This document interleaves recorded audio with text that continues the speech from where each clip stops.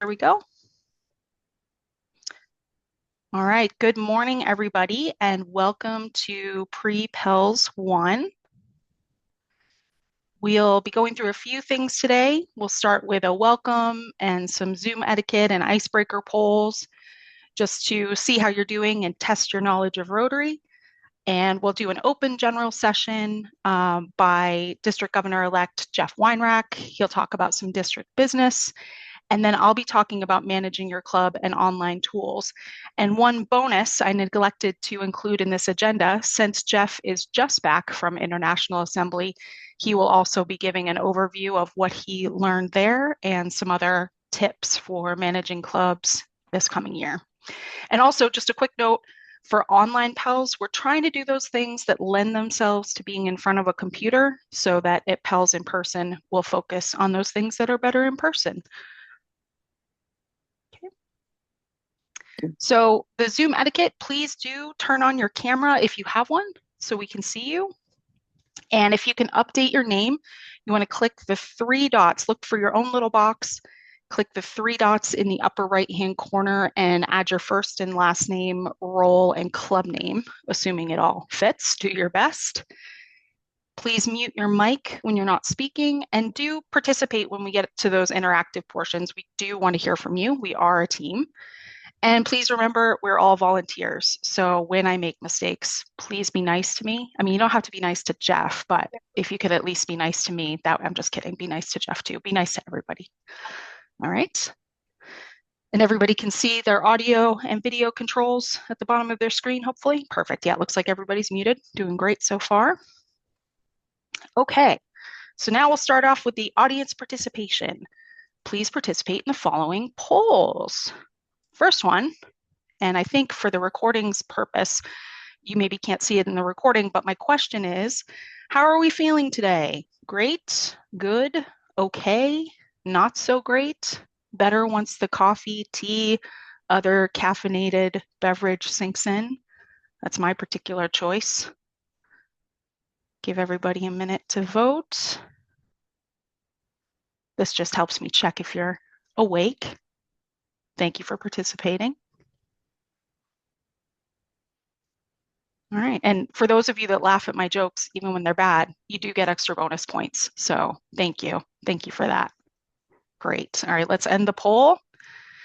So the results, I'm not sure if you can see the results on the screen, but most of us are feeling great or good. A couple okays. I hope things get better. It's supposed to be a fairly warm day here, at least in the central area. And I can definitely relate to the last one. Okay, and now, so that was just to get us warmed up. So, oh no, I was not supposed to show that first. Wow, okay, so let's stop that one and start with the next poll.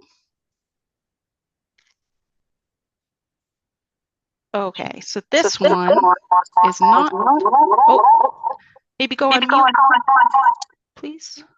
Thank you. Okay, sorry, bear with me one second. Having a little technical difficulty. Okay, so the next question. Let's see. So sorry. This worked for me earlier today, I promise. Okay, so the next question was, and please put it in the chat because the poll is not cooperating with me, but where did Rotary first form? What US city? Please put this in the chat. The choices were Boston, Philadelphia, Chicago, or New York. Looks like this was an easy one. Yeah, everybody's knocking it out of the park. Plus, I also put the correct answer on the screen earlier if you're paying attention. And the correct answer is Chicago. Yes, thank you, everybody. In 1905, attorney Paul Harris invited 3 friends to meet in Chicago to recreate the sense of community he missed from his small town upbringing. And they began rotating meetings among their offices, which inspired the name Rotary. That small gathering in Chicago became the very first Rotary Club and sparked a global movement built on fellowship and service. And then the next question is, who wrote the 4-way test? Was it Arch Clumph, Paul Harris, Herbert J. Taylor, or uh, George Washington?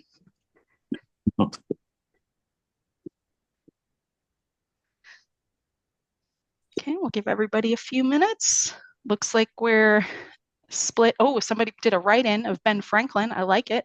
I like their creativity. Getting a few arch clumps, Taylors. Looks like we're split nearly between those two. A few Paul Harrises. All right. Give it just a couple more minutes. Any other guesses? I'm not getting any of those questions. Yeah, I apologize. I'm having technical difficulties, so I'm just reading them out and asking you to put the answers in the chat. Oh, Or since you're off mute, you can shout it out. Who do you think it is, Richard? well, what were the choices again? It was Arch Clump. George Yeah, Washington. perfect. Thank you for choosing. Okay, the correct answer is Herbert J. Taylor. And I love this story. In the early 1930s, during the Great Depression, Herbert J. Taylor took over a company called Club Aluminum Products, and they were struggling. And it was deep in debt and suffering from low morale. And he believed integrity was the key to saving the company. So he wrote our 24-word ethical guide in 1932, and that became the four-way test. And the company eventually recovered. And when Taylor later became president of Rotary International, he offered the test as a gift. Rotary adopted it in 1943, and it's since become one of the most recognized and widely used principles recited by Rotarians around the world as a standard of ethical behavior. So I like that story, so I had to include that in today's session. Great. Okay, now it is my pleasure and distinct honor to introduce Dr. Jeff Weinrach. Dr. Jeff Weinrach joined the Rotary Club of Albuquerque del Sol in 2010, and he's since served in nearly every leadership role, including twice as club president. He was twice named Rotarian of the Year. And at the district level, Jeff has led training, strategic planning, and innovation efforts, and this long list of impressive roles that you see on the screen in front of you. A member of the Paul Harris Society and a major donor to the Rotary Foundation, Jeff also belongs to the Rotary Beard and Mustache Fellowship and the Rotary Action Groups for Peace, Mental Health Initiatives, and Addiction Prevention. Jeff earned his PhD in physical chemistry in 1987, and during his postdoctoral work at Los Alamos National Laboratory, was introduced to process improvement and quality, fields he has advanced ever since. He went on to lead statewide quality initiatives and today continues this work full-time as a senior process improvement project manager for the UNM Health System and Health Sciences. Jeff has been married to the love of his life, Claire, since 2006, and together they enjoy time with their family, including his stepson, Kevin, Kevin's wife, Carrie, and their three children, Quinn, Fallon, and Kieran, who all live in Columbus, Ohio. In his spare time, Jeff enjoys movies and his lifelong passion, professional wrestling. So please join me in welcoming our District Governor-elect, Dr. Jeff Weinrach. Hi, everyone. It's great to see you all. And just to be clear, that doesn't mean I was a wrestler. I just enjoyed watching it. Very quick story. Back in the 60s, professional wrestling was very popular in the Northeast, Philadelphia, Boston, New York. And one of the wrestlers, his name was Gorilla Monsoon, lived in my neighborhood. And he was having a barbecue outside with all of these other wrestlers, many of which on TV he was enemies with. They were fighting. And we were riding our bikes through the neighborhood and we saw Gorilla basically having beer and yucking it up with these people that he was fighting against. So we realized back, I don't know, I was 7 or 8 years old, that wrestling is not real, although it can be painful. But I still love it to this day. It's mindless entertainment, which we occasionally need. And Gorilla Monsoon was a wonderful person. Okay, so Jen, let's put up the first slide. Yeah, and Jeff, just a quick request from Tom Simon. He just wanted to mention something quickly before he has to jump off the call. Oh, excellent. Yes, please. Governor Tom. if he's still with us. He said goodbye in the chat. Oh, I'm so sorry. Okay, yeah, I just saw his message before he jumped off. Okay. All right, well, I'm glad he was able to join us for the few minutes, and I will go ahead. Sorry? Oh, okay. I'll go back to the slides. Okay, next slide. Go ahead. Okay. So for years, this event was referred to as President-elect Training Seminar, or PETS, or in this case, pre-PETS. Several years ago, the decision was made by Rotary to, because this was across, all districts in the world, the notion was to change it to President-elect Learning Seminar, or PELS, and you'll see that in our logo for Rio Grande PELS. And the sense was that this really is more about learning and sharing. Training was kind of the old model. And so in kind of a learning mode, which we are in, it's much more interactive, as Jen was saying. We want questions, we want examples, things you're dealing with, opportunities. So it is now referred to as President-elect Learning Seminar, PELS. There we go. So if you hear PETS, it just means that it takes a little while to kind of get the old branding out of our system, like it did when we added the rotary word to the wheel to have it be our brand. So you might still see some communications that say PETS, and if you do, just recognize that that is PELS that has not yet converted to PELS. President-elect Learning. Next slide. Thank you. Okay. So as Jen and I have been reinforcing with all of the presidents-elect, and again, thank you all for joining today. There's a number of courses and opportunities for learning, including the online courses, the 2 online courses that are in My Rotary. And as we have been reminding everyone, please make sure that you have a My Rotary account in Rotary.org, because you would need to log in and take those courses, as well as other things on the website. So those are online, they're self-paced. They have improved significantly, I think, over the last few years. So please, if you have not yet done so, please take those 2 online courses. It really does a good job of providing an overview over all the different aspects of Rotary that you all as president-elects need to at least be aware of, if not fully understand. And it is self-paced and very helpful. Then we have the virtual learning. So today, in February 21st, we've been doing pre-PELS or pre-PETS for a number of years. I would say for a couple of reasons, and feel free, those of you who've been involved in previous ones, feel free to interject.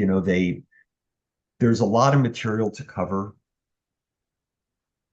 And some of it is more conducive to an online environment like this. It also saves us time when we get together in March. If we tried to get all of this material together, it would be really hard to do that in 2 days. So we try to spread it out a little bit and cover different topics. We have been running these monthly online forums with you all, the presidents-elect. And so in a sense, this is like an extension of those forums that we've already been conducting. So today will be the first one, and then we'll have a second one on February 22nd. The content will be different for the February one, so please don't assume that they're going to be repetitive. Register for that one as well. And then in-person PELS, March 13th and 14th in Albuquerque. If you have not done so, please register. We really need everyone there. PELS, attending PELS is a requirement for presidents-elect. There are times when a president-elect is not able to be there if there's an emergency or they're on travel, something happened, in which case in which case there are a couple of options. One is to have someone attend as like a proxy. So, for example, if a president-elect could not attend, maybe the person is going to be serving as president after them attend. Um, so that is one option. The second option is there are other PELS offerings that districts have. One of them, for example, in Hawaii, is an online PELS, and sometimes people who cannot attend ours or other district PELS will register for that one because the content is going to be somewhat similar and it's online, so anyone can register and attend. So please make every effort to attend. If you cannot attend, please let Jen and I know, and we can work with you to figure out what alternative arrangements we can make. The in-person PELS is we're going to work on these 2-minute inspirational speeches about your why. Why are you in Rotary? Why are you so passionate? Why are you going to be a fantastic president-elect? So we're going to be doing these speeches, which will help both in terms of your communication skills, but also just your overall abilities to lead your club this upcoming year. And I just We're want going to to jump in and add, we do have some presidents-elect that are serving again, so you might be worried that we're doing the same activity. We're going to tweak it for those that did it last year to add to your skills. So I just want to mention that first of all, thank you for serving again, but also please know in-person PELS will not be the same as last year for you. Sorry, Jeff, go ahead. No. Thank you for clarifying that. And I guess in your case, you could ask why again, which may be a legitimate question, but yes, we will be tweaking that. We're also going to discuss a lot about innovation and intelligent risk. This was a major theme at the International Assembly that I just came back from. So we're going to talk quite a bit about that. A lot of best practice sharing. I feel like for us, a lot of the learning for you all really does come from sharing from each other, and learning what's working and learning what's not, maybe things that can be adjusted. So we're going to have a lot of sharing opportunities, and we're going to have a lot of fellowship and a lot of team building. We are a team. We've been talking quite a bit this year about the importance of collaboration and working together. We don't benefit working by ourselves. We benefit together. So in-person PELS is going to be fantastic. And leading up to PELS, obviously, if you have any questions or things you'd like to discuss, please let us know. Next slide, please.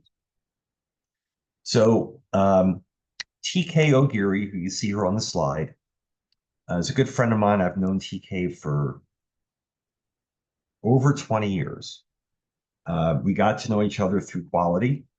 And she is a past director for Toastmasters International. And she has been involved in our PELS or PETS events for a few years now, as well as district conferences. She's a fantastic coach. So she will be working with us on these 2-minute inspirational presentations. And she will also be, she and her colleagues will be involved in our PETS event. And we're really looking forward to our continued collaboration with TK and with Toastmasters. They've been a fantastic partner. Okay, welcome to today. So let's start with a premise.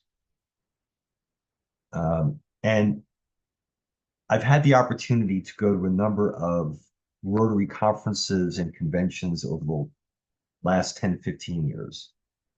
And a number of years ago, Rotary started talking about and reinforcing this notion of what we're calling this three-legged stool, that membership and the Rotary Foundation and public image were all intrinsically linked, like the three legs of a stool. It is interesting, at least to me, that public image came along later. Membership was always something that was talked about at conventions and conferences. The Rotary Foundation was always talked about at conventions and conferences. But Rotary was a little bit late to realizing how important public image was and is. And initially, public image was discussed as a strategy for addressing member retention, donations to the foundation, working on grants, things like that, which was great that they introduced it as a strategy, which made sense. But it became so important that they elevated it from a strategy to accomplish other things to this third leg of the stool. So the notion is if you are leading a club, you want to be thinking about these three aspects of the club: the membership, the involvement with the foundation, and public image, and think about them as like a triad, that they go together, and think about the connections between them. And we'll be talking about this at the in-person event as well. Well, the three-legged stool has been kind of used for a number of years as this way of describing the intrinsic relationship between the foundation and public image and membership. I feel like it's helpful to add service projects as like the seat of the stool. Because if you think about it, if a club is not doing project work, then it's harder to retain and recruit members. It's harder to be involved in the Rotary Foundation. And there isn't as much to public image about because projects show what we're doing. It shows the community. It shows potential members. So for us, we're using the notion of the three-legged stool and the seat as service projects. And service projects are kind of the foundation or the umbrella in which the membership and the Rotary Foundation and the public image all reside. So just a way to think about it. Any questions or anyone want to interject on that notion?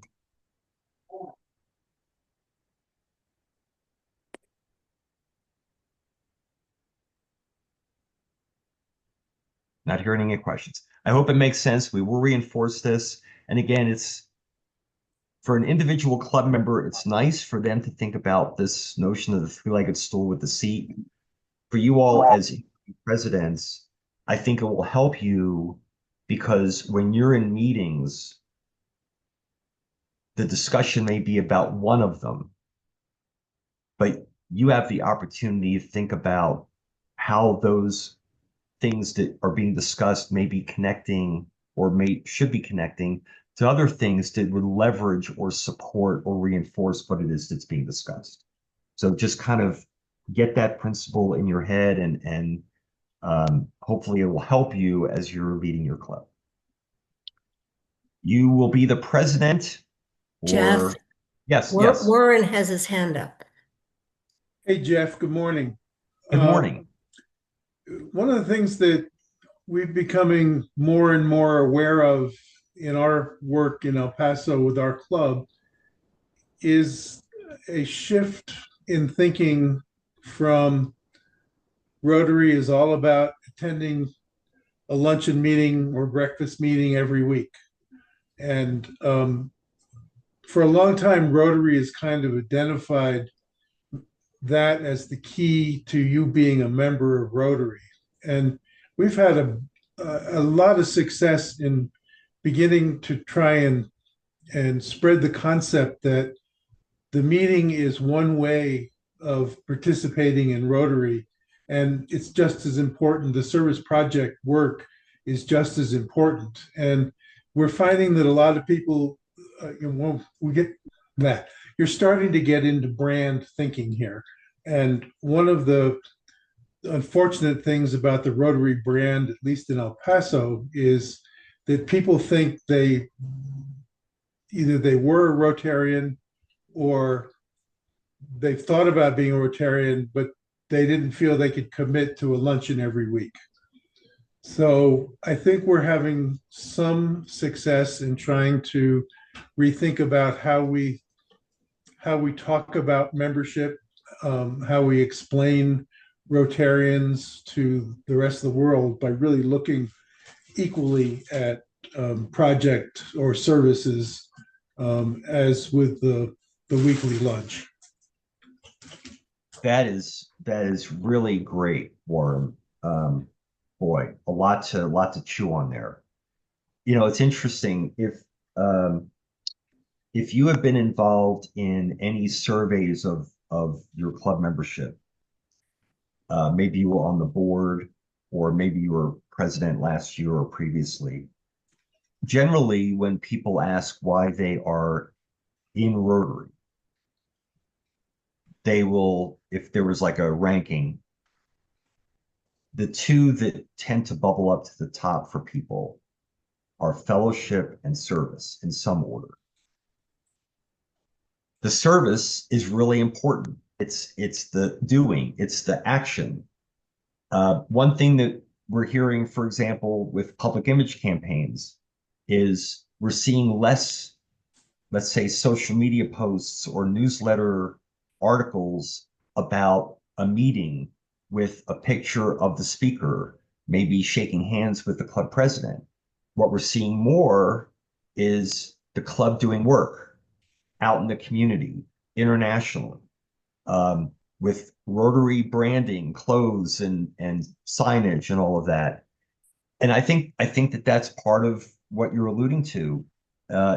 People gravitate to service. It's one reason why they're a member, and in some cases, that may be the primary reason why they're a member.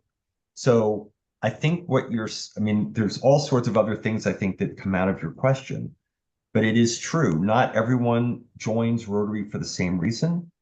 And you may find that there are people that either can't because of their schedule or don't as much because it's not their passion, or what they're really excited about is the official club meeting. It's the service projects. And having good service projects can be a great recruitment tool.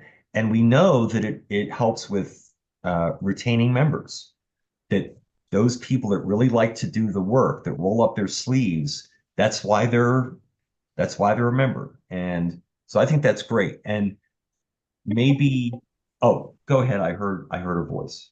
Please. Well, I was just clearing my throat. Go ahead and finish, Jeff.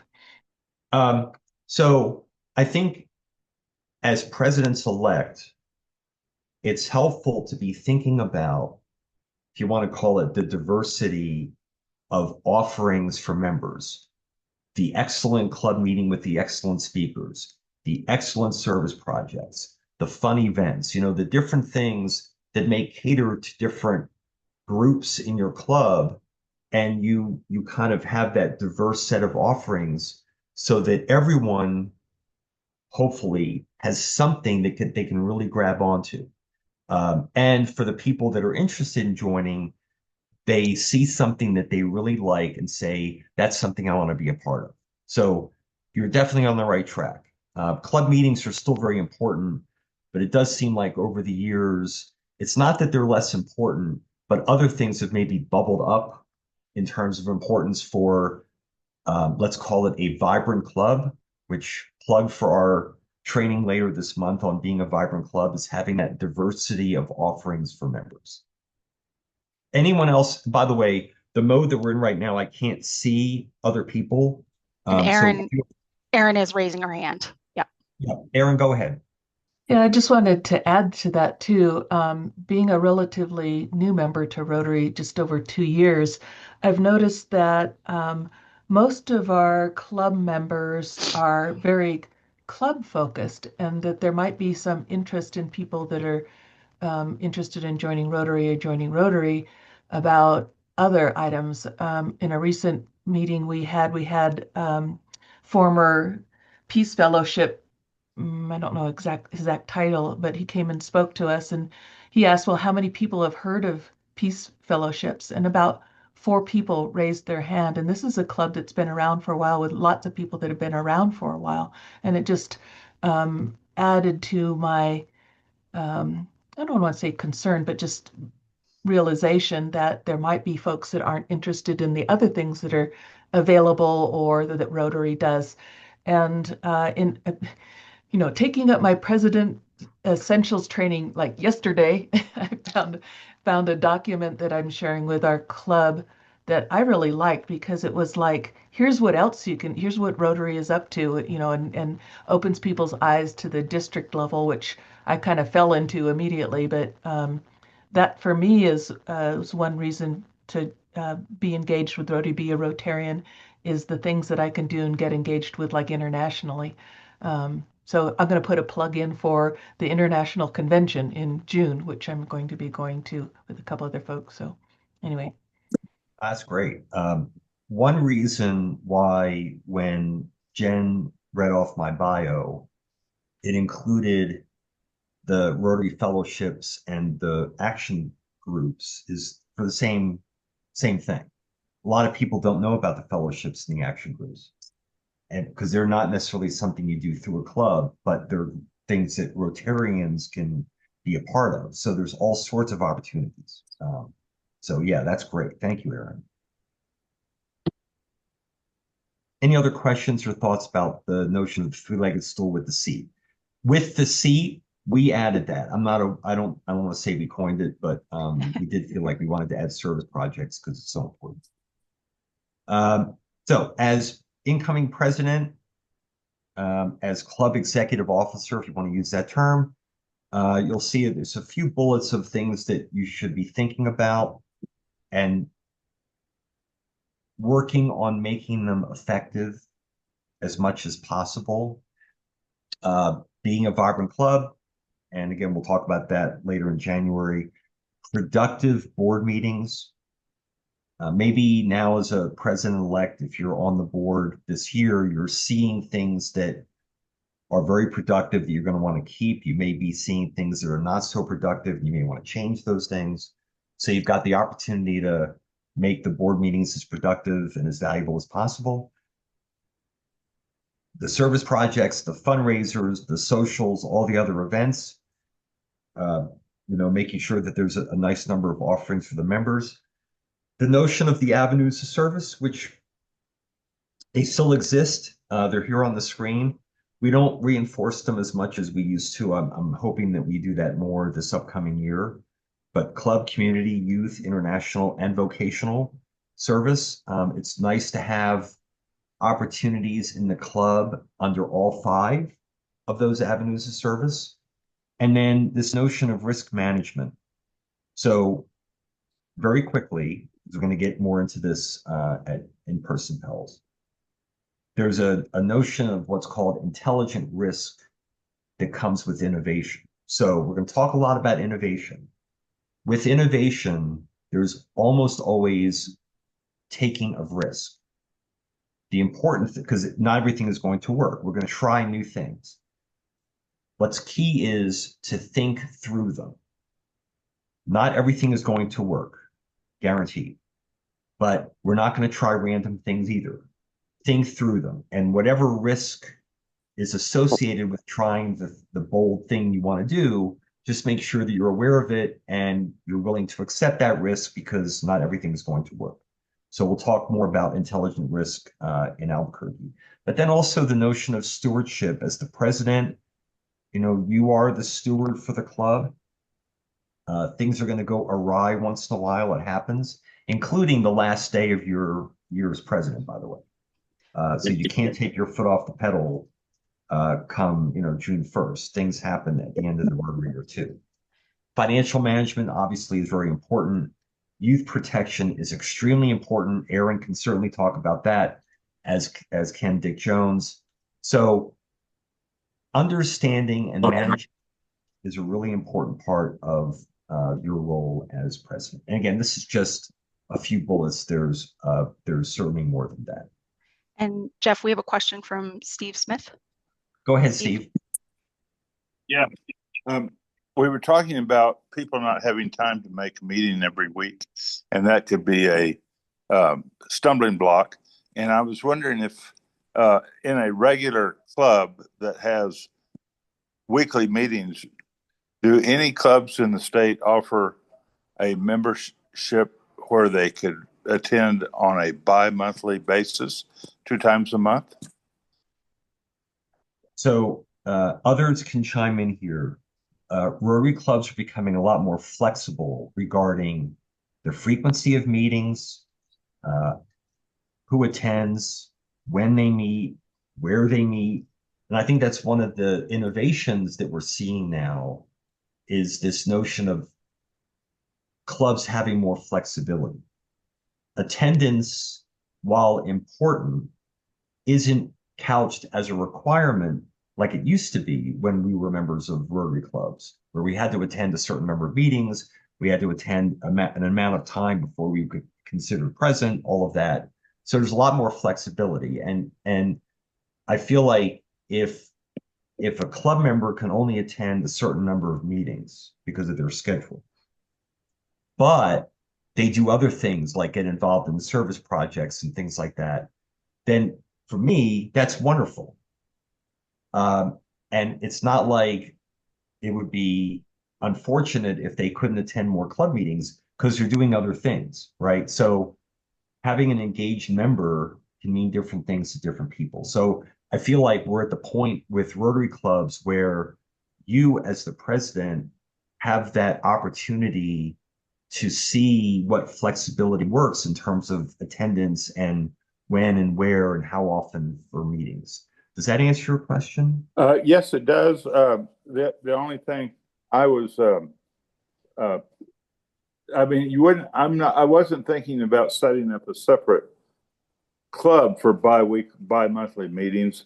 I was thinking that these people would insert to the regular club that meets every week, just be a by 2 times a month member, so to speak. Right. So if they attend twice a month, that's great. Especially if there's legitimate reasons for them doing that. And again, if they do that, but they're also working on service projects and they're part of all the social events and other things, it wouldn't bother me. I mean, I'm just saying this is for me. It's more about their level of engagement with the club than it is specific meeting attendance. Okay, well, I mean, that might suit the needs of some business people who can't make a Right. weekly meeting, but might be able to make 2 meetings a month. Exactly. And as a result of that, there's a couple meals they don't have to pay for, I guess. Exactly. And Yeah, I just want to jump in. So sorry to interrupt, but I want to give Richard a chance. He has a question. He's raised his hand for a little bit, but thank you, Steve, for the question. Sure. And just in general, we have quite a bit of material to cover, so we do want people to interact. Okay. So please don't take this as No, as chastisement for anyone. But yeah, let's try to keep our comments brief. Go ahead, Richard. I actually, I was just going to type in the comments. It seems like lots of clubs are going to twice a month. Socorro just changed to twice a month. In fact, first and third Wednesdays, just like Rio Rancho. And our idea is to get attendance up for when people do show up, and also to have fewer speakers, and also to have the speakers have more listeners. So we're hoping that is going to help. Yeah. I mean, again, we are in a very exciting time right now because of all this flexibility that we used to not have.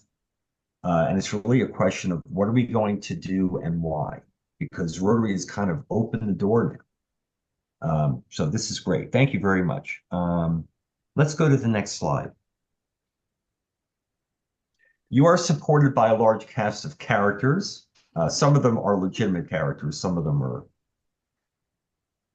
maybe another word, nice word, but characters nonetheless. So Jen is showing the current year district leadership team. So Tom Simon is the current governor. He had to log out. And I do just want to mention this district organization photo is on Rotary 5520 if anybody wants to go back and look at it themselves. So sorry, go ahead, Jeff. No, that's fine. And then we've got the executives, myself, Laura Gonzalez. Laura could not make it today, but a lot of you know Laura, and she will be working with us going forward, but she couldn't make it this morning. She's our district governor nominee this year. Sonny Kellerman is the vice governor this year. Zella Cox is the operations manager, so she's been the one that's helping coordinate Tom's schedule, among other things. And then our immediate past district governor, the one and only Yasser Merga. We also have our district governor nominee designate. They don't show up on this org chart, but it does not lessen their importance, and that is Mark Goodman. So Mark will be the district governor nominee next year. And then we have officers and directors, including Danette Wagner and Bob Bernard. I saw Bob on the call earlier, who is, among other things, our district treasurer. And I did see Dick Jones on. Dick, if you're still on, do you want to introduce yourself real quick? Oh, let me unmute myself. Hi, I'm Dick Jones. I'm a member of the Rotary Club of Santa Fe. I'm also a past district governor, and I am currently serving as the District Rotary Foundation Chair, and it's great to be here today. Thank you, Dick. And keep scrolling, Jen. See, we've got Kathy Williams as our membership chair. Meredith Eisenberg is our public image chair, and Meredith has just been doing great work on public image and has really been helping the clubs with their own public image campaigns. Jen is our learning facilitator and also an assistant governor, just absolutely fantastic. We've got Dan Garrison for youth programs. So Dan is the chair of programs like Lila and Youth Exchange and Interact. Dan is also the point of contact for Interact. So if you have any questions on Interact, Dan would be the person to reach out to. Keep scrolling, please. And there's Aaron for Ryla and Ophelia for Toastmasters Alliance. And Brian Anaya, who some of you in El Paso know, as our Rotaract representative. Dick also has another role, as very important role, for youth protection and crisis management. And we're going to talk more about that aspect when we get to in-person pets. Keep scrolling. There we are. There's Carla Spaniel is the chair of the Rotary Leadership Institute, which is, there was one thing I was thinking about when one of you had mentioned about the different offerings and diversity in the club, and RLI is a great way to learn about diversity in Rotary and things that clubs can do. And then Leda Hahn from Los Lunas is our district international service chair. That became an official role, I believe, this last year. So work that we do internationally, we would coordinate through Leda. And then the next group are all of the wonderful assistant governors and lieutenant governors. If you were not aware, as you get into club leadership, we have lieutenant governors. A lot of districts around the world do not have lieutenant governors. So you'll see some people here, their title has lieutenant governor, and that just means that they work with a group of assistant governors. Each assistant governor usually has somewhere between 3 and 5 clubs that they are assigned. So these are our wonderful, and they all, the only requirement really is that they would have been a effective president or effective past president. So one thing as incoming presidents is you will get to know your assistant governor. You may not know them now. The assistant governor now for your club may not be the assistant governor next year. It just depends on who the assistant governors are and what clubs are assigned. So you will definitely want to get to know your assistant governor before your term starts, and they'll also want to get to know you. Okay. Anything else on that page? Okay. I think that's it. So that's our leadership team, and we are here to serve you. So the clubs are the most important thing that we have in Rotary, and the district's primary function is to support what you're doing. And if you have any suggestions or ideas about that, let us know. But you'll see as we roll out our plans, some of them we've already shared with you, that we just want to support you all as much as we can. That's why we exist. And just a quick thanks to the others. We didn't go individually, but thanks to Harold and Leah. Yes. And I'm just going through the list. Let's see who else. Everybody that's on from this group. Thank you so much. And I'm sure I've missed somebody, but thank you all for joining. It really, I mean, the the support is important to answer questions and maybe provide some ideas and guidance if that's needed. And the district leadership team has just been fantastic to work with. So the key for you all is make yourselves available. I didn't say that right. Avail yourselves of the district leadership team. That's why we're here. So please use resources as you can. Okay, next slide, please. Okay, so a few things real quick, and I'm going to turn it back to Jen. So one of the things you're going to find, if you haven't already, is that you're going to have access to a lot of reports. There'll be reports primarily for your individual club. It's good to kind of take a look at them and try to understand for areas of the club, how the club is doing. Is the club moving in a favorable direction? Is the club not moving in a favorable direction? So it's kind of really good to sit down and look through some of the data with your board. I think that's very helpful and kind of get a sense. There are tools like the Rotary Health Check, which also will kind of help give you a sense of where the club is. But this just gives you an example. This is for the Rotary Foundation. This is fundraising analysis. So how have we been doing this is a district chart, but how have we been doing as a district in terms of raising money for the foundation? So this may help, or a chart like this may help guide your planning. You know, do we need to get a little bit more aggressive? Do we want to set a higher goal for foundation giving this year? Do we want to maybe diversify and try to get more money raised into Polio Plus, or maybe into the annual fund for grants? So it's just helpful to be able to look at the data. And if you haven't seen it already, you should have access to some of the reports for your club, and you will definitely have access to the reports when you become president. So this is just an example for the Rotary Foundation. Same thing for membership. And as you can imagine, membership has been, you know, a primary focus for us for years. Our district, District 5520, which is New Mexico and far west Texas, including El Paso, membership has been going down over the last few years, but we are not unique. It's been going down for a lot of districts in the United States and the Americas in general.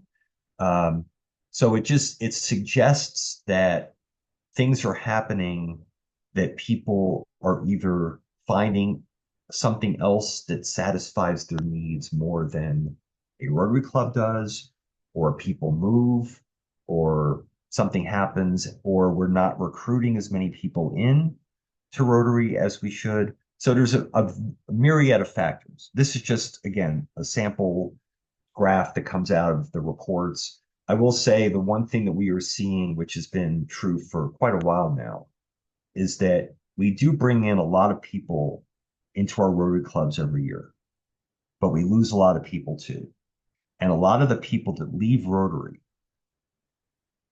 leave within the first 3 years that they were a member, which to me is very striking. When I first heard that, it was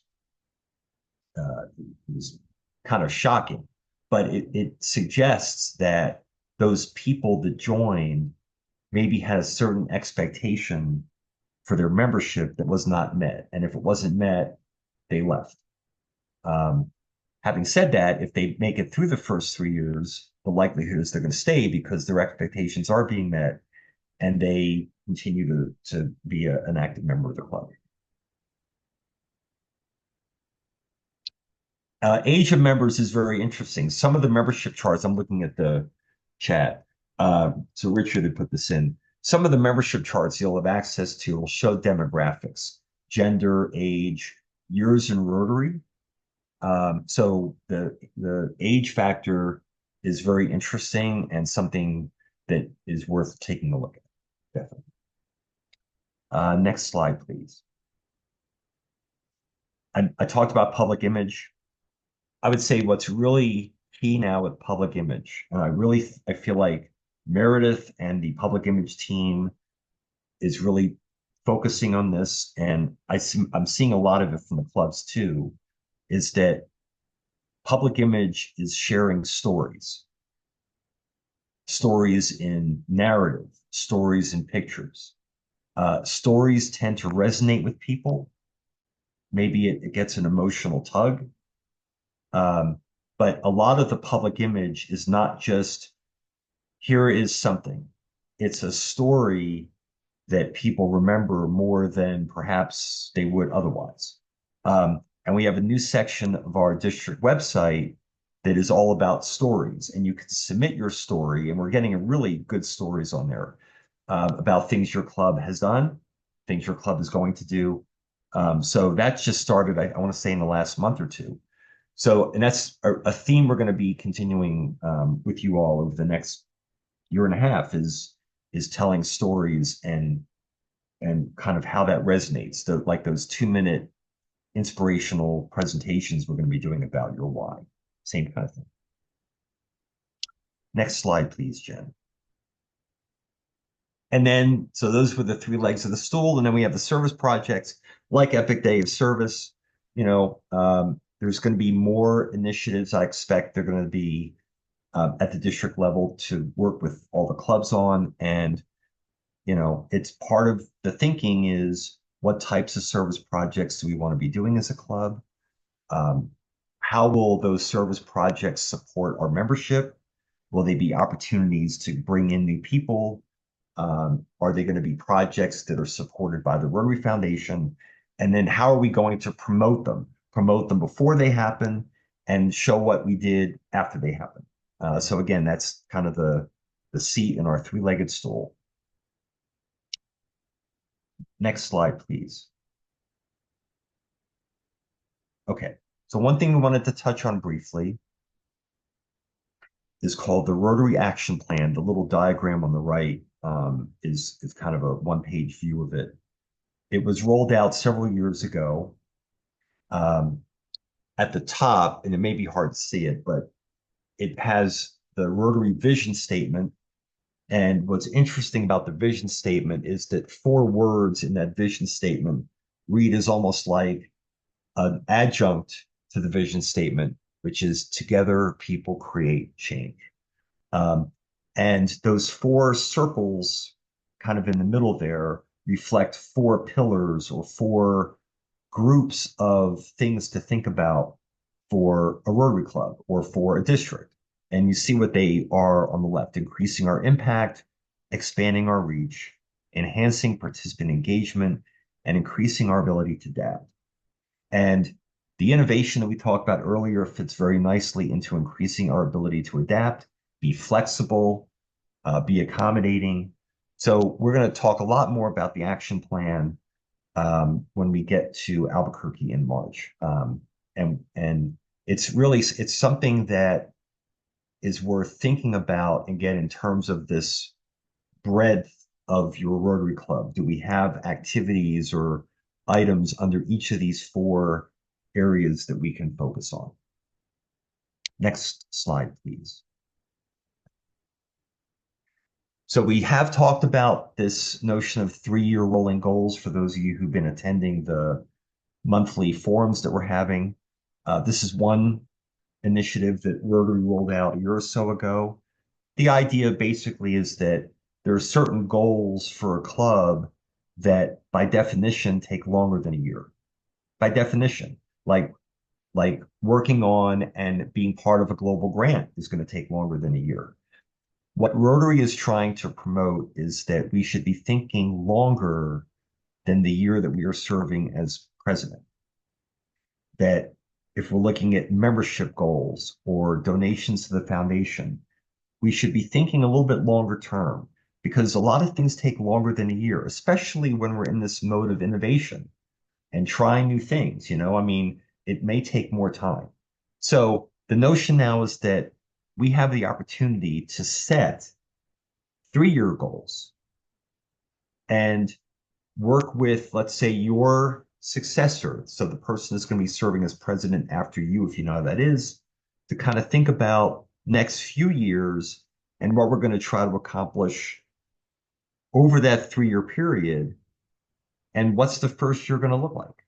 The first year may be just setting a foundation for what we're going to do in years 2 and 3. We may not make a lot of progress in year one, but we planted the seeds so that in years 2 and 3 and going forward, we're going to be successful. So we will be working with you on these 3-year rolling goals. And there'll be a lot of opportunities for discussion about this going forward. Next slide, please. And that might be the last. Yes, that was it. And again, I'll be happy to answer any questions after today. You've got my contact information. I'm always available. I like having these kind of discussions with you all. I find it very helpful to myself because I'm learning as much from you all as you are from us. Thank you, Jen. Thank you. And you actually caught us up on time. Thank you so much, Jeff, for doing that. So we will take a 5-minute break, but before we do that, any quick questions?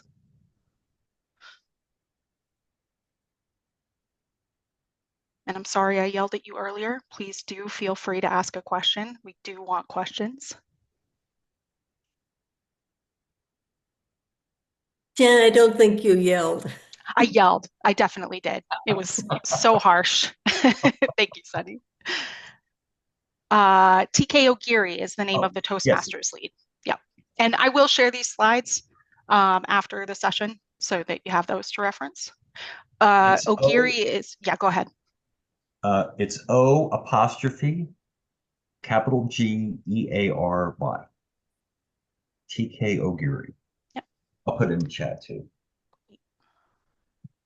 Okay, so I'm going to go ahead and pause the recording. We'll come back at 10:05, if that's okay for everybody. Perfect.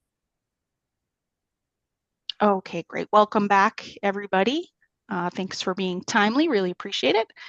So now we're going to talk about managing your club through online tools. And one of the things I remember as president, because I was president of my club, is their RI has countless tools and our district has many, many tools. And it's a bit, can be a bit confusing where all the things are. So I like to consider this like a short list of the most essential ones, but just know if there's a tool you're looking for or something to help you, it probably exists. So please do talk to your assistant governors, but these tools are a great place to start. So first, Jeff mentioned early in the call that My Rotary is your hub as president and as a Rotarian. So if you don't have a My Rotary account, and I did send a reminder to the presidents-elect that we had in Club Runner, if they didn't have an account, I sent you a note, and I'll do that again until hopefully we get everybody signed up. But it's a really important place. You can find resources related to your role. And sorry, just let me add something there. It's tailored resources for your role, the ability to see your club snapshot and reports, which Jeff also mentioned, so that you can see how your club is doing against your goals, and the chance to connect with Rotarians worldwide. And you have access to all the tools you see listed here, everything from adding officers and paying invoices to generating foundation and membership reports, submitting award nominations, accessing forms, and managing membership leads. So think of it as a toolkit and a community space designed to help you make your leadership even more impactful. And Richard, looks like you have your hand up. Richard, did you have a question? You are on mute, by the way.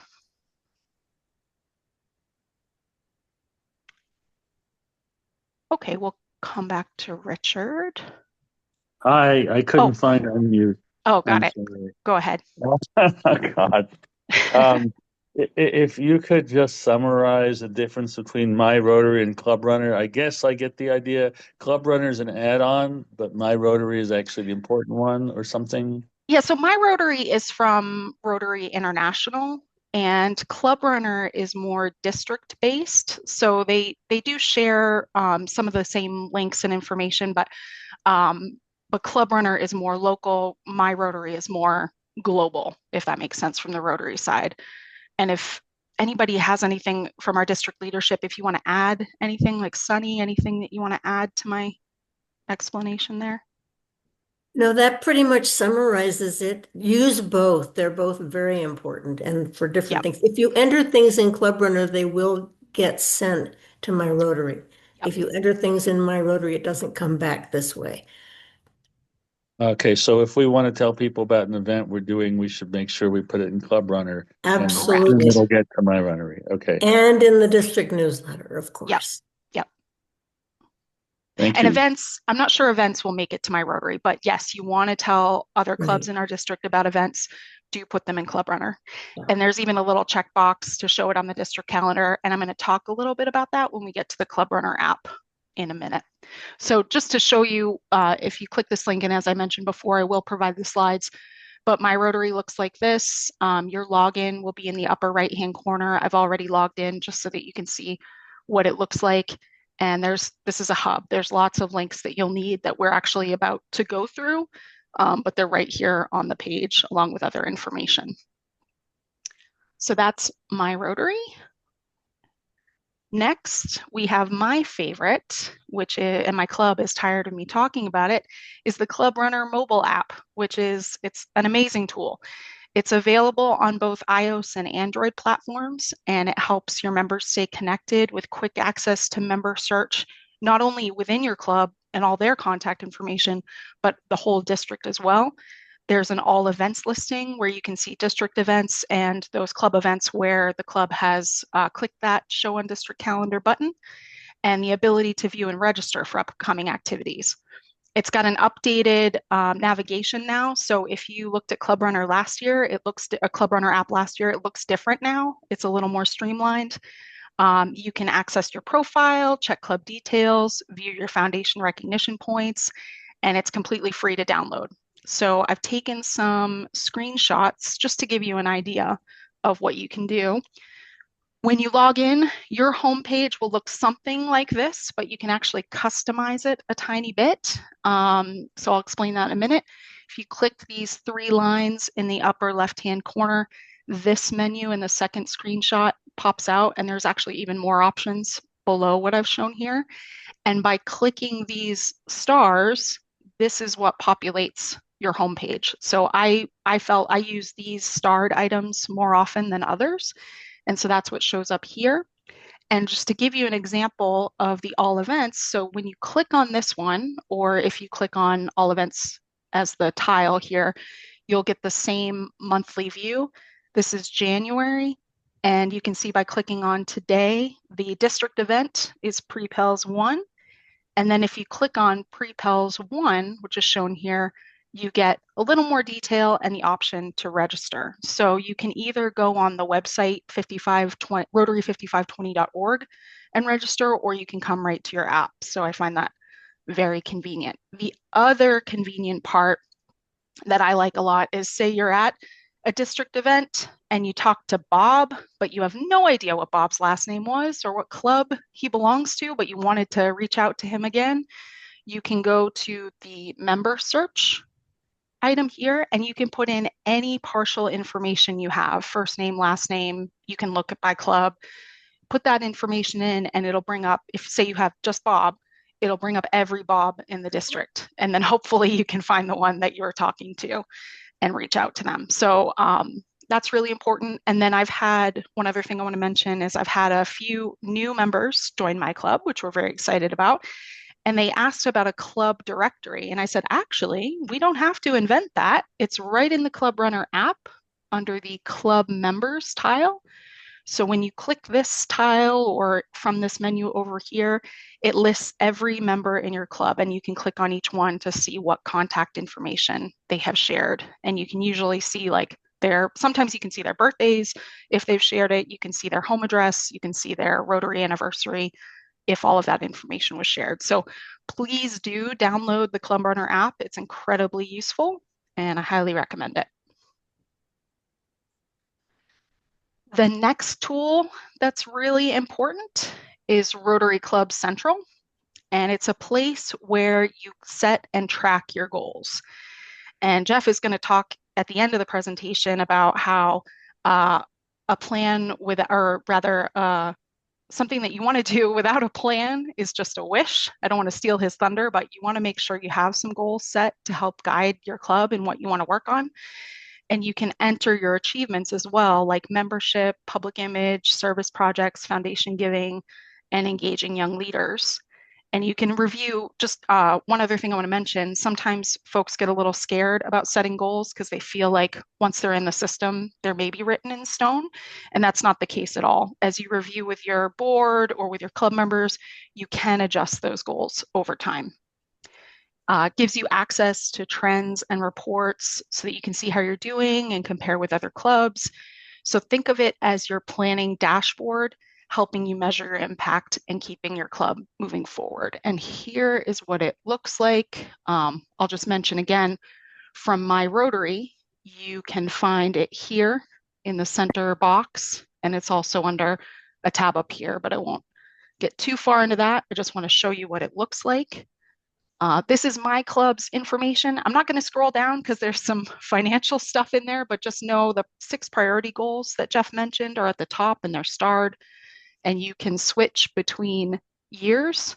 But you can see my club had a goal of 17 members this year, and we've already exceeded it, which is very exciting. And if you keep these updated, you can see your progress over time, and you can see trends. There's many, many reports that can be incredibly helpful here. In fact, I can show you the list. So you can see club growth over time, membership details. You can even run some district reports. So this is a really good place to start for your plan. And do reach out to me or to your assistant governor for help in accessing the reports that would be helpful for you. Jen? Yes, please. I didn't mention the 6 priority goals when I put up that one slide. Since you were logged in, can you show them the 6? And then we'll talk more about it at in-person PELS, but I didn't go over what RI is calling their 6 priority goals. Okay, let's see. All right, yeah, I'll show those quickly. So it's we've chosen 4 of the 6. I wonder if I can get in next year. Can I get to next year and show all the 6? Yes. So club membership, strategic plan, service participation, annual fund contributions, polio fund contributions, and benefactors are the top 6 priority goals. So RI set these 6, but it doesn't mean that they're your club's most important 6. These are just the 6 that Rotary International wants to track across the world. So they're asking all clubs to have something for these 6, but don't assume that it means that these have to be your club's 6 most important priorities. Thank you, Jen. Sorry. No problem. And this is a really important one. So I do want to pause there and see if there are any questions about setting goals. We will have some time at in-person PELS to set goals, but just want to see if there's any questions about what we're talking about. No? Okay. All right. So that is something that we're trying to make a must do for our clubs, is to go in and set these goals. So again, just a reminder, the way you get to this is from My Rotary, and then right in the middle of the page is the link to Rotary Club Central. Okay, back to the tools. Next, we have the Brand Center. This is where you learn to use the Rotary brand effectively and consistently. And the power in that is that when we're out in public, if we are using a consistent brand, then when people see us, they know we all belong to the same organization, and we can attract more like-minded people. Like, everybody knows the Coca-Cola logo, right? And everybody can kind of picture what it tastes. And when they want to drink, they can, navigate to Coca-Cola and get a consistent product. It's the same with Rotary. It has the same power. And so using it consistently is really important to get people on board and following you. And so one of the most valuable features is the ability to customize event materials, and you can download official Rotary logos, images, and videos. You can create a club logo and stationery that align with our identity. And beyond those highlights, you can see the tools listed here: templates for business cards, campaign ads, newsletters, flyers. And it makes it simple to produce professional on-brand materials that strengthen your club's image and outreach. And I just want to give a shout out for our district public image chair, Meredith Eisenberg's session. She's offering on Monday, January 19th at 6 p.m. It'll be with Zone 27 Assistant Public Image Chair, Karen Holton. And the title is Training Branding 101 with Canva, which is a really neat app. It's fairly intuitive to use to make to make Facebook posts and brochures, that kind of thing. You can upload your logos in there, add pictures. So I help out with public image in my club, and I find Canva invaluable for that process. So please do contact Meredith for that sign up if you didn't see her email that she recently sent. And the brand center looks like this.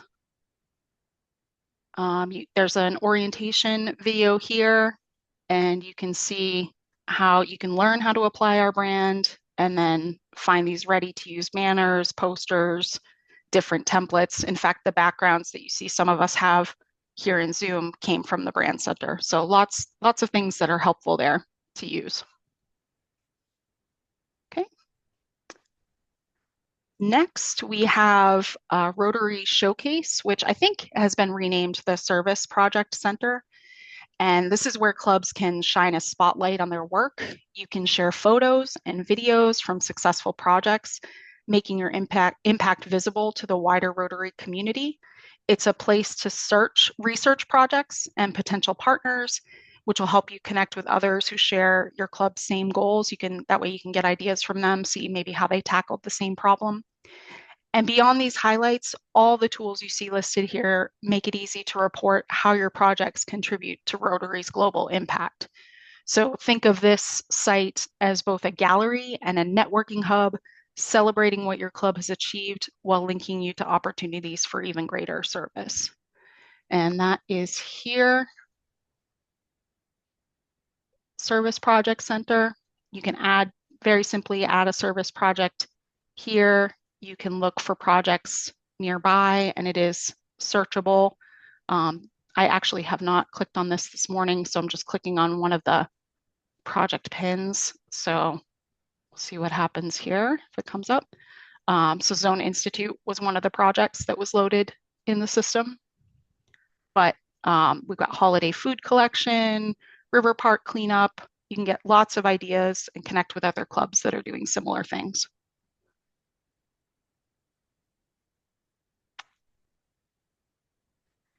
And finally, my next favorite tool is the Learning Center. And it's not just because I'm the learning facilitator.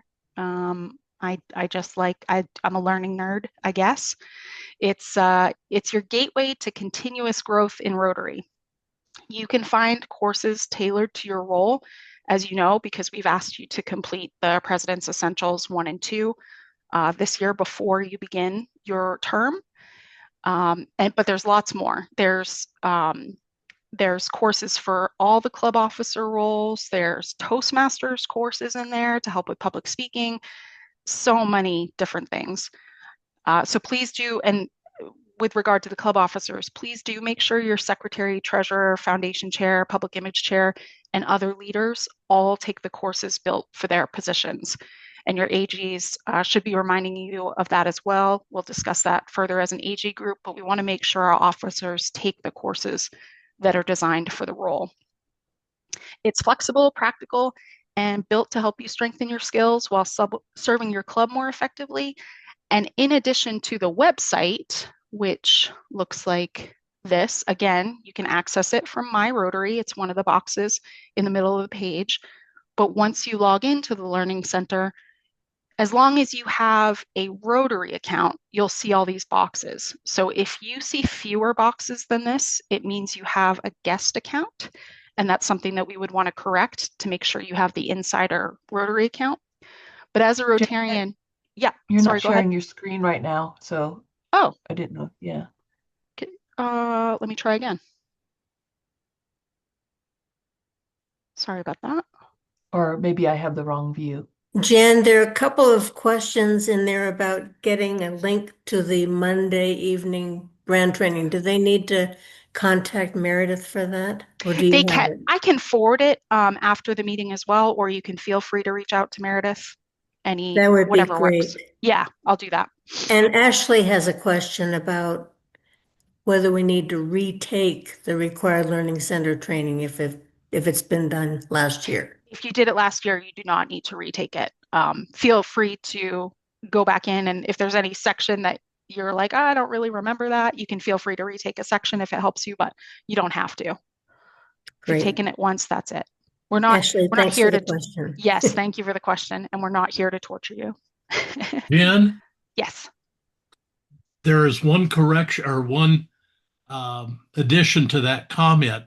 If you're taking the youth protection course, you have to take that every year.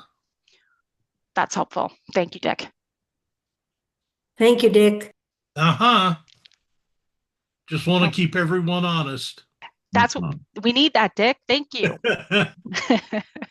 Okay. So in the Learning Center, as I mentioned in my emails, the Club President's Essentials, if you have not taken them yet, you go to this Club Leadership tile, click on that. That's interesting that it said it can't find what we're looking for. Of course it did, because we're live and recording. Hold on, give it a minute. It's because I signed out. All right, so we'll sign in again. Looks like I timed out. That's why that happened. I will mention while that's loading that in addition to the website, there is an app that you can load on your iOS and I believe Android as well, both platforms. It's Rotary Learn. There was an older app, Go Learn, so make sure you have the right one because they're only supporting the newest app. But there is an app for this where you can take the courses right on your phone. And here's the club leadership. Here's Club President's Essentials 1 and 2. So these are the required courses for Presidents-elect. And it does say 4 hours for each. I would say that's a very generous and leisurely pace. You can take 4 hours to do it. I would not say it doesn't have to be 4 hours. I did it in about half that time. And I did read all the slides, so you don't have to take it in that amount of time.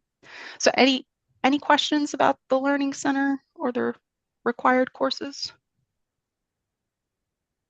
And I'll just put Harold on the spot. Harold, you're kind of an expert in this area. Is there anything you want to add about this that I might have missed?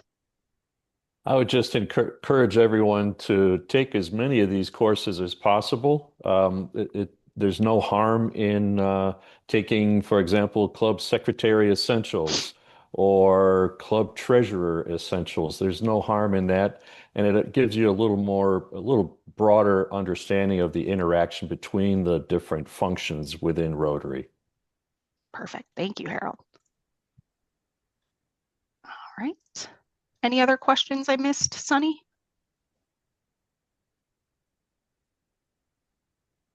Jen, there may be one other reason to go back in if a president is going to serve again. Please. And that is sometimes there might be updates to a particular module. And when you log back in, it may say that you didn't complete one of the modules because it was changed. So at a minimum, it might be worth logging in to see whether it reflects that there might have been a change. And if there was a change, then at least it's worth going in and looking at that. That's a really good point. Sorry for not mentioning that. Thank you, Jeff. Okay, moving on. And I think from here, I'm going to turn it back over to Jeff. Thank you all for your attention. And Jeff, please take it away. Okay, where am I going to take it? I don't know. It's an adventure. Where are we going? Where are we going? So I didn't think that I was going to ask where we're going, but in a sense, that's what we're going to talk about for the last few minutes. So this time that we're in, as I said, it's a time for experimentation and new ideas and trying things and accepting that not everything we're going to try is going to work. It's a very interesting time to be in Rotary, and it's an interesting time to be a Rotary leader, which you all are. So because I'm in quality, and given the time that we're in, and given how we're thinking about leading during this time, there are a few quips in quality that I think align with things that we want to be thinking about and doing. So these 5 are the 5 that I think fit where we are. I'll just go through them briefly, and feel free to ask any questions, or if you have any examples, that would be great. Number 1 is the one that Jen was alluding to earlier. A goal without a plan. So these are not how Jeff feels. These are quips that Jeff is aware of, but I generally agree with them. A goal without a plan is a wish. The notion being that goal setting is a great thing to do. We want clubs to set goals that are achievable and realistic and measurable, but also that there's a plan behind them, that the goals came out of some thinking and looking at what's possible and where the priorities need to be. And, we're all volunteers, so we need to think about time and how much time can we invest in certain things. So the notion is, if you're going to be setting goals, try to have a plan that the goals are an output of. The plan doesn't have to be complicated. I've seen plans literally on the back of a napkin. It just means that there's been some thinking into what we're going to be focusing on that the goals reflect. And if you have a plan, and again, the Rotary International is promoting these 3-year goals with the notion that there would be a 3-year plan, which makes sense. If there's a plan and the goals are not achieved, it makes sense to review and adjust the plan. But if there is no plan and goals are not achieved, it's not really clear what to do about that. So we have a group in the district called the Strategic Planning and Innovation Cadre. So it's basically people who are available to help clubs with planning. So please reach out. Laura Gonzalez chairs that cadre this year. But it is helpful. Doesn't mean that you must have a plan. It's just more sensible if there is one. There's more you can do with it. And I think what you'll find is that the goals that come out of a well-developed plan are more likely going to be achieved. The second one is start slow to go faster later. This also could relate to this notion of 3-year goals, because as I mentioned earlier, year 1 of a 3-year plan could just be laying the foundation for something, getting the pieces in place, talking with the community partners that you want to work with. So that may be really important, but the results may not show until years 2 or years 3. So the notion is, don't just dive in and do a lot of things. Maybe take your time, be methodical. And what you'll find is, if you start slow and you're thinking and you're monitoring, you will go faster later. It's just generally the case. The third quip is start with the end in mind. So this, I feel like one of our dear friends, past district governor Rick Akins, who passed away several years ago, he used to talk about, you don't push a rope, you pull a rope. And a lot of times when we're developing these initiatives that we want our clubs to be working on, it's what do we want to see as the outcome or the impact? And then think back to how do we start getting to that outcome, rather than starting something without knowing what you want to see as that end. So it's just more of a thinking ahead and working back to try to come up with the best plan or the best way to accomplish what it is that you want to accomplish in your club. Work smarter, not harder. This goes back to the planning notion too. If there's a plan in place and you're not seeing goals being accomplished, you and the board and the membership can work smarter to accomplish the goal. What do we need to do differently? What do we need to adjust to get us to where we want to go? What we often find is that if there's not a plan and we're not accomplishing goals, the notion is to just do more of it or to work harder on it. And that may actually result in the opposite. We may get burnout. We may lose members as a result. So working harder is not usually what we want to do if we want to accomplish something that we're not accomplishing. It's working smarter, thinking through that plan, thinking through the people who are participating, the people that you need to get involved. And again, we are passionate people almost by definition if we're Rotarians. Passionate people tend to work hard. And if things are not working the way they want them to work, they just work harder. And what we believe is it's working smarter, not harder.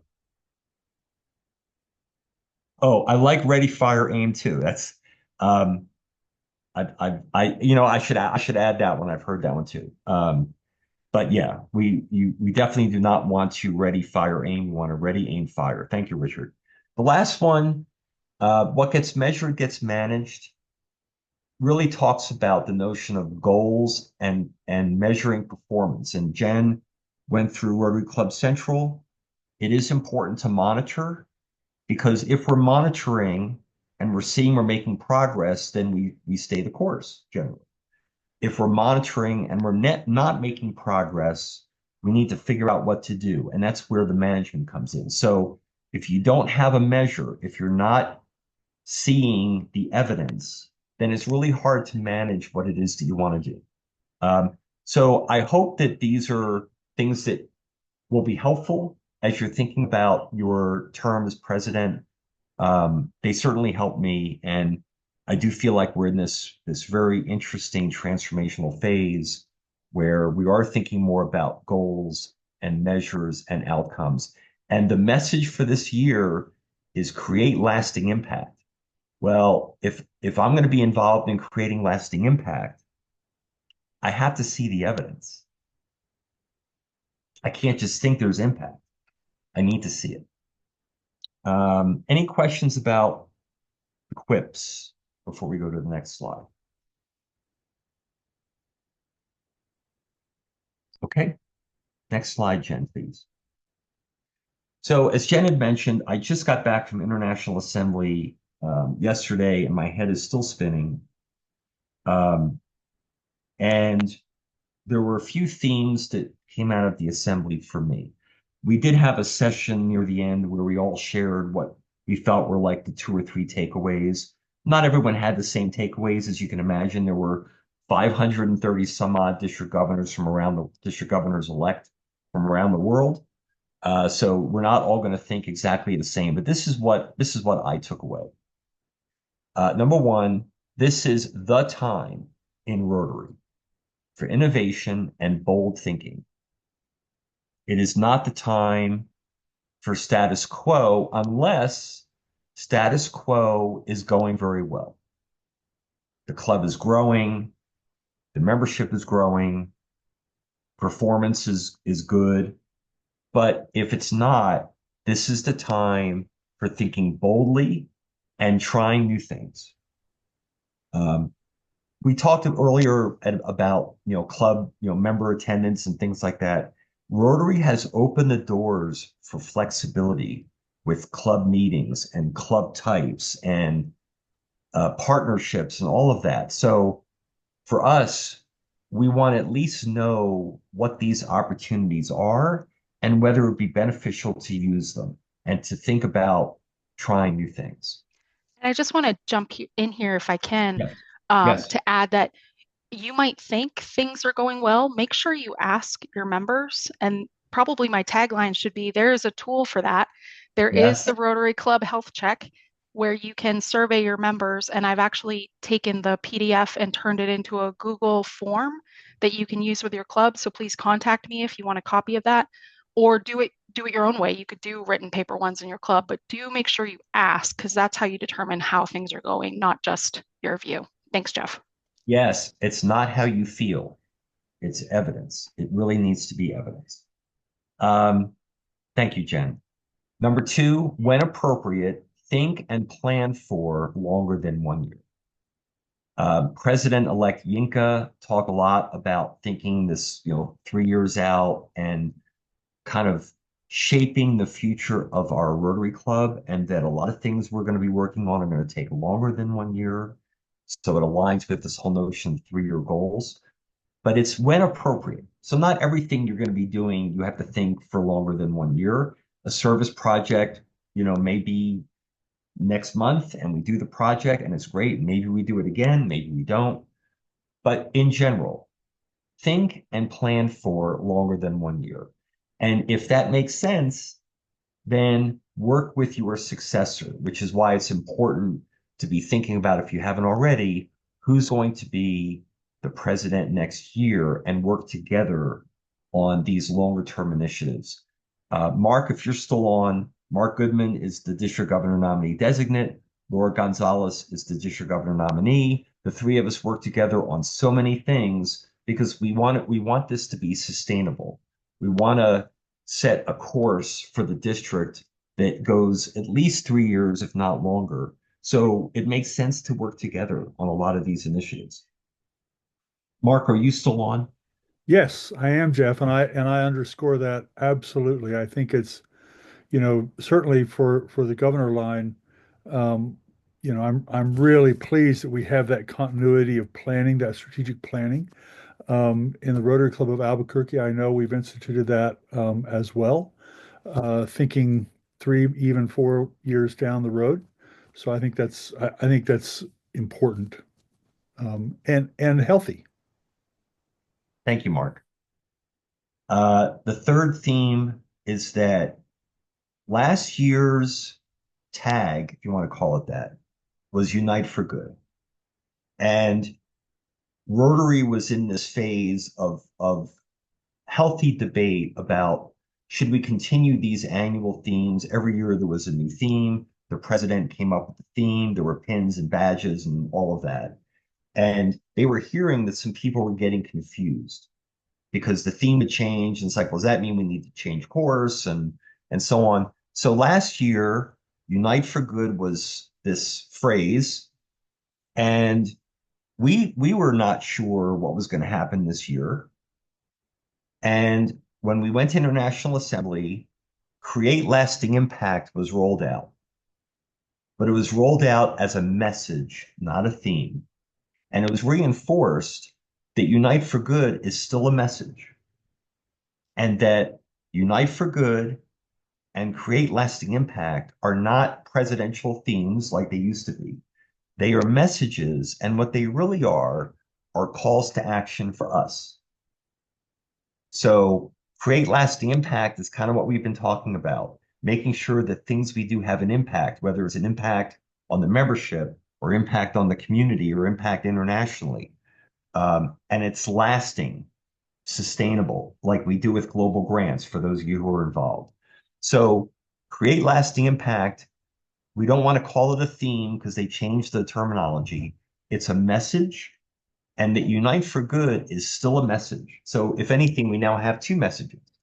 And Create Lasting Impact, I'm sure there's going to be pins and badges and things like that for it, but they are not themes. And I like the idea that they are calls to action for us, and that we should be thinking about those as we are leading our clubs and leading our district.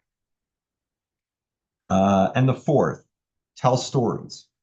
I'm not a storyteller by nature, but we did get a lot of training, including from TK O'Geary, on telling stories.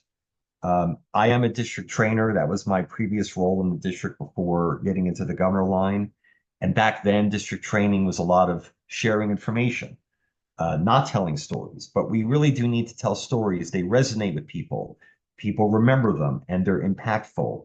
And they often hit that emotional core that we really want people to feel. So we want to tell stories to motivate, inspire, and reinforce. And if you'll get that experience at the in-person PELS. Some of you may be natural storytellers. Others, it may be like me, where we have to learn and refine our skills. So that's a really important notion that we got out of International Assembly, is that we are all storytellers. And maybe as club leaders, maybe another title would be like club lead storyteller. Maybe that's another role that you will have as part of your year as president-elect. We're going to get to questions in a second, but I want to tell a very quick story. Jen, can we stop sharing, or do we need to keep the... Okay. So a very quick story. When I was a quality auditor for the Malcolm Baldrige National Quality Award, which is given out to organizations around the country who have evidence of the highest quality in their area. We learned about a city in Florida that won one of these national quality awards. It was the first city to receive an award. It was Coral Springs, Florida, which is northwest of Fort Lauderdale. And I was curious because I had been involved in some government work before. What was it like for a city? What does it even mean for a city to be performing at the highest level? Businesses received a lot of these quality awards, like Ritz-Carlton hotel chain is a real common one that is, highest quality. But I thought, well, what's it like for a city? What does that even mean? So because my family lived in Florida, I had a chance to go visit Coral Springs, and we met with the mayor and the city manager. And one of the things about these Baldrige Award recipients is they typically are very open to people who want to come and visit and ask questions. How did you do this? And what was your path? How long did it take for you to achieve these levels? And for many cases, it takes at least 10 years to achieve these highest levels of performance. Well, one thing the mayor mentioned, and it struck with me, is that with very few exceptions, the mayor and the city manager do not chair any meetings. They don't chair committees. They will often sit in the meetings, but in the back of the room, listening and observing. And in fact, most of the committees were chaired by people that lived in the city. They were not chaired by people that were on the payroll. They were chaired by the citizens. And if you think about that, the level of engagement when the citizens are that involved in the workings of the city just seems reasonable that they're going to be involved in the decision making and the back and forth and all that. But the mayor and the city manager sat in the back and they listened. And what they told us is that by doing so, first of all, they listened and they learned. So as leaders, while communication is very important, it's extremely important, we often think about communication on the outward side, but it's also the inward side. It's listening, getting a vibe, getting a feeling, reading the room. That's what they were doing. And it reinforced that it wasn't about the mayor and the city manager. They were stewards, just like you're stewards, and just like the leadership team for the district were stewards. But by taking a step back and having others lead these meetings and committees, it reinforced that it was not about them. It was about a well-functioning city. And for me and my notion of serving as a district governor is similar to that, is listening and collaborating For those of you who've been involved in these monthly forums that we've been having, we've been talking about these area councils and that the area councils really should be club led and club focused, not district leaders leading it. And the club led area councils would be like an opportunity for you all to get together and share and talk and learn and try. And we will watch and observe and listen and support. So for me, Coral Springs was maybe a model for how I want to be a district governor. I really appreciated the mayor's willingness to take kind of that back seat role, that support role. And they were very effective. And the mayor had a term, but they were, 4-year term, 6-year term, I'm not sure what it was, but that model of having the citizens run a lot of those committees stuck so that the next mayor followed that. Why wouldn't they if they were performing at a high level? They would have to be very selfish to do so otherwise. And I think that, as Mark was alluded to, myself and Laura and Mark share this notion of clubs really being the lead. That's how Rotary was designed, for clubs to be the lead and for us to provide support. So you will check me and you will provide me with feedback on whether we are doing a good job of moving us into this model of clubs taking the lead and us watching and observing and guiding as needed, but really trying to let you all take the wheel and foster innovation and new ideas. The best ideas are going to come from you all anyway. So, are there any questions before we close? And if you have a chance to visit Coral Springs, that was, I want to say, 20 years ago. I can't guarantee they're still doing the citizen-run meetings because things do change, but it was a wonderful experience. And hopefully that will help as we all embark on this journey together. Well, what I'd like to do is just thank everybody for joining. And what I tend to do when I run webinars like this in my professional job, I tend to turn off the recording for questions because sometimes that makes people more comfortable to ask them. So I'm going to end it here and thank you all for your participation. I'm going to turn off the recording and we'll see if there's any remaining questions. So thank you all for